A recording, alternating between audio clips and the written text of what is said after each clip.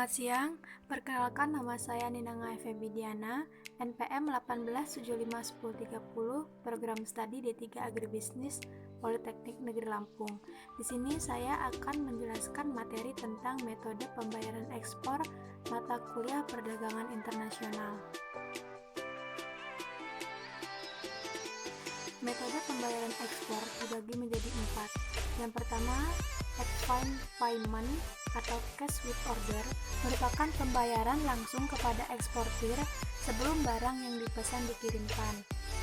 Yang kedua, letter of credit adalah jaminan yang diberikan oleh Insuin Bank atas perintah aplikan atau buyer kepada eksportir agar importir melakukan pembayaran sejumlah tertentu. Yang ketiga, open account adalah barang dikirimkan terlebih dahulu oleh eksportir dan pembayaran dilakukan setelah importir menerima barang tersebut. Yang keempat, consignment atau konsinyasi adalah pengiriman barang kepada perantara importir yang akan menjual barang tersebut kepada final buyer, tetapi kepemilikan barang tetap milik eksportir sampai barang tersebut terjual. Selanjutnya, pembahasan yang akan disampaikan. Yang pertama, aplikasi dan pembukaan LC. Yang kedua, dokumen utama dalam LC. Yang ketiga, pihak-pihak yang terlibat dalam LC. Letter of Credit atau LC bertujuan untuk memberikan jaminan atau keamanan bagi eksportir untuk mendapatkan pembayaran atas barang yang dijual. Sedangkan bagi importir, memberikan jaminan bahwa banknya atau Insuin Bank tidak akan melakukan pembayaran sebelum persyaratan yang ditentukan dalam LC dipenuhi. Letter of Credit memiliki fungsi antara lain merupakan salah satu perjanjian bank dalam menyelesaikan transaksi perdagangan internasional. Yang kedua, memberikan pengamanan bagi pihak-pihak yang terlibat dalam transaksi yang diadakannya. Yang ketiga, merupakan instrumen yang didasarkan hanya atas dokumen-dokumen dan bukan atas barang, dagang, atau jasa.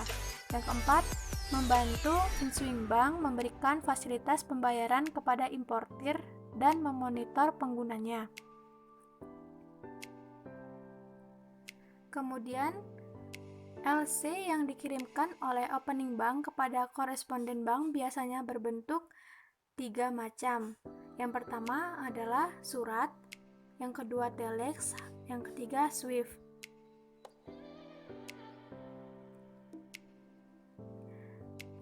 Di sini ada cara pembukaan LC. Yang pertama, nama jelas dan alamat eksportir. Yang kedua, jumlah dan valuta atau jenis mata uang LC. Yang ketiga, jenis LC apakah reversible atau irreversible atau transferable. Yang keempat, apakah LC tersebut akan diselesaikan dengan cara pembayaran, ekspektasi, atau negosiasi. Yang kelima, atas siapa vessel atau draft yang akan ditarik dan bagaimana tenor draft tersebut. Yang keenam, uraian singkat dari barang-barang yang akan diimpor akan termasuk jumlah dan harga per unit. Yang ketujuh, syarat-syarat penyerahan barang dalam kondisi FOB atau CFR atau dengan CIF. Kemudian yang kedelapan, perincian dokumen-dokumen yang diminta. Kesembilan, nama pelabuhan pemuat dan pelabuhan tujuan. Yang ke-10, transshipment atau pindah kapal diperbolehkan atau tidak. 11, pengapalan sebagian atau partial shipment diperbolehkan atau tidak. Yang ke-12, tanggal pengapalan terakhir. 13, tanggal jatuh tempo LC. 14, jangka waktu penyerahan presentasi dokumen. Yang ke-15, apakah LC akan disampaikan per surat atau email atau dengan telex atau dengan SWIFT. Kemudian yang terakhir, pernyataan tunduk pada syarat-syarat umum bank untuk penerbitan LC di luar Indonesia. Kemudian ada Pihak-pihak yang terlibat dalam LC. Pihak yang terlibat dalam LC dibagi menjadi dua, yaitu pihak yang terlibat secara langsung dan pihak yang terlibat secara tidak langsung. Pihak yang terlibat secara langsung yang pertama adalah pembeli atau importir, yang kedua penjual atau eksportir, yang ketiga bank pembuka atau penerbit LC, yang keempat bank penerus LC, yang kelima bank yang menegaskan, dan yang keenam bank pembayar, ketujuh bank yang menegosiasi, kedelapan bank yang diminta mengganti pembayaran.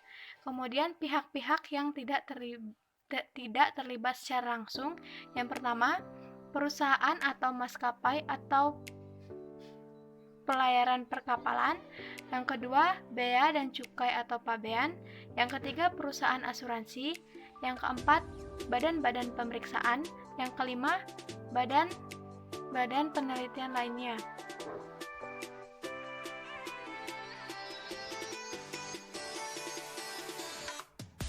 Kemudian di sini ada tata cara memahami syarat dan kondisi LC.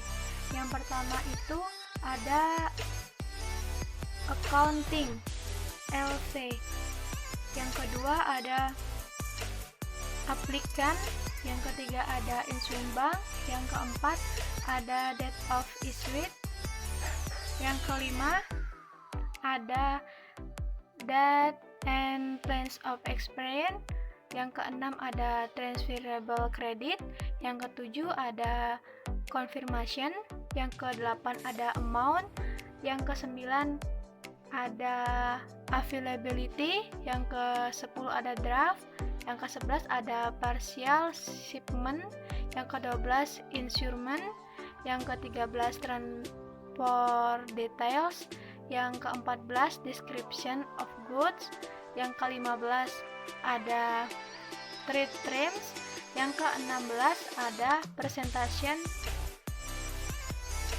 period, di mana presentation period ini beberapa hari setelah tanggal pengapalan atau bill of lading, dokumen-dokumen tersebut harus dipresentasikan, dan apabila tidak menetapkan jangka waktu, maka menurut pasal 43 ayat 2 UCP dengan sendirinya berlaku 21 hari. Dan di sini ada contoh dokumen draft pemberitahuan ekspor barang. Kemudian di sini ada contoh dokumen commercial invoice. Di sini ada contoh dokumen of lading.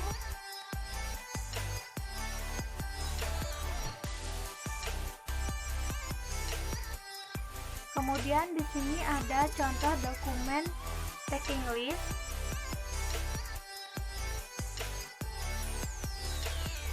Kemudian contoh dokumen polik asuransi, formulir klaim asuransi perjalanan. Baik, itu saja yang dapat saya sampaikan. Kurang lebihnya saya mohon maaf. Saya akhiri. Selamat siang. Terima kasih.